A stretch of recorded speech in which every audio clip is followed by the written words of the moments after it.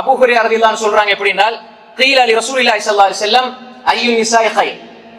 ரசூல் ஸல்லல்லாஹு அலைஹி வஸல்லம் கேட்கப்பட்டது, பெண்கள்ல மிகச்சிறந்த பெண்கள் யார்? பெண்கள்ல மிகச்சிறந்த பெண்கள் யார்? அப்ப ரசூல் ஸல்லல்லாஹு அலைஹி வஸல்லம் சொன்னாங்க, அல்லதி தசுர்ருஹு இதா நதர.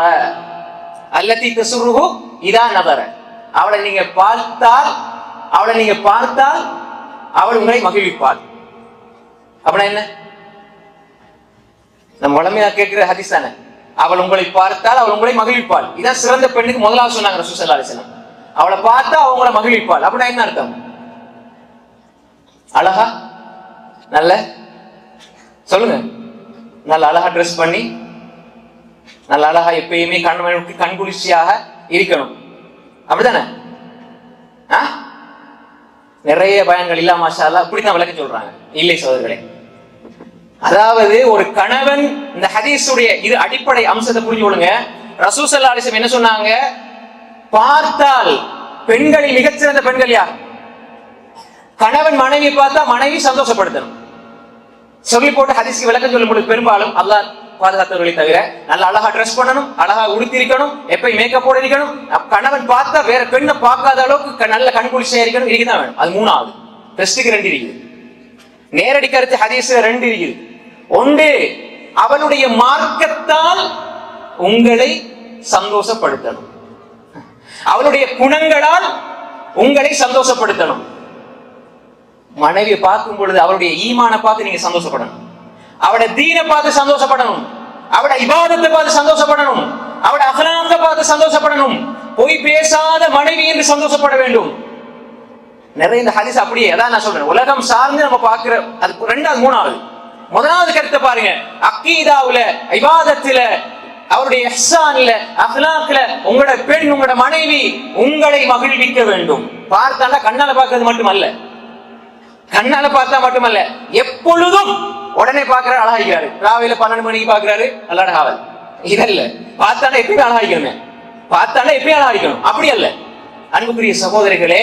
பார்த்தால் என்றால் வாழுகின்ற பொழுது உங்கள் மனைவியை நீங்கள் பார்த்தால் அந்த பெண் வாழ்க்கையால் உங்களை மகிழ்ச்சிப்படுத்துவாள்.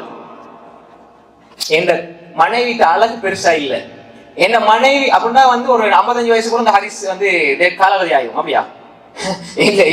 அப்ப கொஞ்சம் அழகுல கொஞ்சம் பின்தங்கிய பெண் எப்படி? அதாவது மனைவி உள்ளத்தை பாருங்க, நிறங்கள், அது மாதிரி நிறைய தத்துவங்கள், கற்பனைகள் நிறைய சொல்லுவாங்க. ஆனால் ஹதீஸ் இதுன்னு வரும்பொழுது மாறிடுறாங்க, லைஃப் வரும்பொழுது மாறிடுறாங்க. அன்புக்குரிய சகோதரர்களே, அலங்கோலமாக பெண் இருந்தாலும் பரவாயில்லை, ஆண் அலங்கோலமாக இருந்தாலும் பரவாயில்லை, அல்லாஹ்வுடைய படைப்பு. நிறம் எப்படி இருந்தாலும் பரவாயில்லை, அவருடைய தோற்றத்தை வைத்து அல்ல. அது 3வது. அழகுபடுத்தணும், முடியுமான அளவு சுத்தமாக இருக்கணும், அது 3வது. முதலாவது, அந்த பெண் இபாதத்தால், நம்பிக்கையால், குணத்தால் உங்களை மகிழ்வித்துக் கொண்டே இருக்க வேண்டும். எந்த பெண் என் பார்வைக்கு, என்னுடைய மனைவி என்னுடைய பார்வைக்கு ரொம்ப அழகா இருக்கிறாள், அது போல். அதே நேரம் என் மனைவியில நான் எதிர்பார்க்கிறது அவை எப்பொழுதுமே அலங்கரித்து, அதாவது திருமண வாழ்வினுடைய ஒரு 4வது 5வது இலக்கு உடலியல் சார்ந்த காம உணர்வுகளை தடுத்துக் கொள்வது. இதையே மட்டும் மையப்படுத்தி பெண்ணை காட்சி பொருளாக காட்டி உலகத்தை சார்ந்த ஹதீஸ்களுக்கு விளக்கம் கொடுக்கின்ற நிலையை, பரிதாப நிலையை பார்க்கிறோம் சகோதரர்களே. பார்த்து அழகா இருக்கணும். என்ன அது அழகா இருக்கிறது? அந்த அழகு எங்க இருக்கிறது? தீனில் இருக்கிறது. ஆயிஷா ரலியல்லாஹு அன்ஹா அழகு எங்க இருந்தது? தீனில் இருந்தது. சௌதா ரலியல்லாஹு அழகு எங்க இருந்தது? தீனில் இருந்தது. ஹப்ஸா ரலியல்லாஹு அன்ஹா, கதீஜா ரலியல்லாஹு அன்ஹா அழகு தீனில் இருந்தது. உம்மு சுலைமுடைய அழகு, உம்மு சலமாவுடைய அழகு தீனில் இருந்தது. அதாவது உம்மு சஃபர் அல் ஹபஷியாவுடைய அழகு ரசூலுல்லாஹ் பார்த்து சொன்னாங்களே சொர்க்கவாதிங்க. அத்தா இப்னு அபி ரபாஹ் சொன்னார், அப்துல்லாஹ் இப்னு அப்பாஸுடைய மாணவர் அத்தா இப்னு அபி ரபாஹ் சொல்றாரு, அப்துல்லாஹ் இப்னு அப்பாஸ் சொன்னாரு, அலா உரீக இம்ராஅத்தன் மின் அஹ்லில் ஜன்னah, நான் ஒரு சொர்க்கவாதியான பெண்ணை காட்டவா? ஒரு கருத்த பெண் உம்மு சஃபர் அல் ஹபஷியா, எத்தியோப்பிய அடிமைன்னு சொல்லுவோமே, அதாவது அவருடைய தோற்றம் அழகா இருக்காது, பார்க்கறதுக்கு கொஞ்சம் அலங்கோலமா இருக்கு எங்கட பார்வையில. அந்த பெண் சொர்க்கவாதி. அந்த ரசூலுல்லாஹ் இடத்துல வராங்க, எனக்கு இந்த வலிப்பு நோய் வரது எல்லாம் கேள்விப்படுற சம்பவம், மென்ஷன் பண்ணிட்டு போறேன், அந்த நேரம் போதாது. அப்ப ரசூல் ஸல்லல்லாஹு அலைஹி வஸல்லம் என்ன சொன்னாங்க? அந்த பெண்ணை சொர்க்கவாதின்னு சொன்னாங்க. அப்துல்லாஹ் இப்னு அப்பாஸ் சொன்னாங்க, அத்தா இங்க வாங்க, சொர்க்கவாதியான பெண் உங்களுக்கு காட்டவா? இதோ பாருங்கள், இதை பெண், இந்த கருப்பு பெண் ஹாதில் மரத்து சௌதா, இந்த கருப்பு பெண் சொன்னாங்க. அந்த பெண்ணை சொன்னாங்க, சொல்லி போட்டு சொன்னாங்க, இவங்க சொர்க்கவாதி, அல்லாஹ்வுடைய தூதர் சொன்னாங்க. யார் அந்த பெண்மணி? உம்மு சுஃபர் அல் ஹபஷியா ரலியல்லாஹு அன்ஹா. எங்கே இருந்தது அழகு? 25-30 வயசுல கல்யாணம் முடிச்சு என்ன மனைவியை பார்த்த உடனே அழகு. கிட்டத்துல போய் பேசி பேசி பேசி 2-3 மணிக்கு பேசுறோம். 50 வருஷத்துக்கு கூட அக்கீதா சரியா இருக்குது, இபாதத் சரியா இருக்குது, எல்லாம் சரியா இருக்குது. பேச நேரம் இல்ல, அன்பு கொடுக்க நேரம் இல்ல, அவர்களை அரவணைக்க நேரம் இல்ல, கனிவான வார்த்தைகளுக்கு நேரம் இல்லை, அவர்களுக்கு உதவி செய்வதற்கு நேரம் இல்லை, அவர்களுக்கு உள்ளத்தில் இருக்கிற ரணங்கள் கவலைகளை ஆற்றுப்படுத்துவதற்கு நேரம் கிடையாது. யாரையோ தேடி செல்ல வேண்டிய, உமாவை தேடி செல்லக்கூடிய, வாப்பாவை தேடி செல்லக்கூடிய நிலை வந்து விட்டது எத்தனையோ பெண்கள். அப்ப எனவே பார்த்தால் மகிழ்ச்சிப்படுத்துவாரண்டா கலர் அல்ல, அவருடைய மேக்கப் அல்ல, அவருடைய முகம் அல்ல, அவருடைய தீன். நீங்க பல பயன்கள் இல்லாம நான் இதையே நான் கடுமையா சொல்றேன்டா, பல பயன்கள் இந்த ஹதீஸ் கொடுக்கிற விளக்கம் இதுதான் சகோதரர்களே. பார்த்தா அழகா இருக்கணும், பார்த்தா ட்ரெஸ் பண்ணணும், பார்த்தா கண்குளிர்ச்சியா இருக்கணும். இது மூணாவது.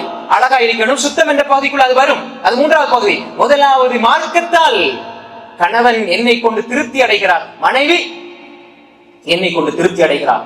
அதே ஹதீஸ பெண்களுடைய சைடுல இந்த அப்ளை பண்ணுங்க. கணவன் எப்படி இருக்கணும்? பார்த்தா கிறுக்கமா இருக்கணும், அப்படியா? மனைவி வந்து நல்லா சந்தோஷப்படுத்தணும், கணவன் அவன் கிறுக்கமா, அப்படி அல்ல. கணவனும் சந்தோஷப்படுத்தணும். எப்படி சந்தோஷப்படுத்தணும்? ஹீரோக்களை போன்று, சினிமாவினுடைய கதாநாயகர்கள் போன்று இருக்கணுமா? இல்லை.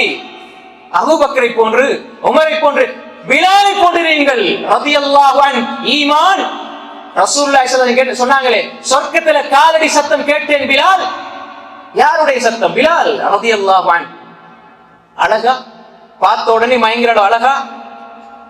அன்புக்குரிய சகோதரரை அல்லாஹ் பாதுகாக்க வேண்டும். அப்படி அல்ல, கணவன் நம்பிக்கையால் பாருங்க, இந்த கணவனுடைய நம்பிக்கை பாருங்க, இபாதத்தை பாருங்க. அதனாலதான் இமாமுனா இப்னு குதாமா ரஹிமஹுல்லாஹ் அவர்கள் தனது முக்தஸர் மின்ஹாஜுல் காஸிதீன் என்ற நூலில் எழுதுகிறார்கள். எப்படி என்றால், சலபுகளுடைய சஹாபாக்கள், தாபீன்கள், தபா தாபீனுடைய மனைவி பிள்ளைகள் கணவன் தொழிலுக்கு போற நேரம் கூப்பிட்டு சொல்லுவாங்க, நீங்க தொழிலுக்கு போறீங்க, சம்பாதிச்சுட்டு வர்றது ஹலாலா சம்பாதிச்சுட்டு வாங்க, நாங்க பசிய பொறுத்து கொள்வோம், நரக நெருப்பை பொறுத்து கொள்ள மாட்டோம் என்று. எப்படி சொல்லுவாங்க? இந்த பெண் கணவனை மகிழ்விக்கிற பெண். இதுதான் உண்மையான மகிழ்ச்சி சகோதரிகளே. எப்படி நான் பரவாயில்ல, வீட்டுக்கு வரும்போது நகையோட வரணும், உடுப்புகளோட வரணும், காசு கூட கொண்டு வரல, வீட்டு வாசல் படியை மிதிக்க கூடாது. இதா இல்லை சகோதரர்களே. நீங்க போறது சரி, எவ்வளவு கஷ்டப்பட்டாலும் சரி, ஹராத்தை மட்டும் எங்களுக்கு திங்க தந்துடாதீங்க, நாங்க பசியை பொறுத்துக் கொள்வோம், நரக நெருப்பை பொறுத்துக் கொள்ள மாட்டோம் என்று சொல்லுகின்ற மனைவி, பார்த்தால் மகிழ்விக்கின்ற மனைவி சகோதரிகளே. இப்படிப்பட்ட மனைவியை பெறுவதும் உருவாக்குவதும் ரசூல் ஸல்லல்லாஹு அலைஹி வஸல்லம் சொன்னாங்க, சிறந்த பெண், சிறந்த ஆண். இதுதான் முதலாவது வரைவல்.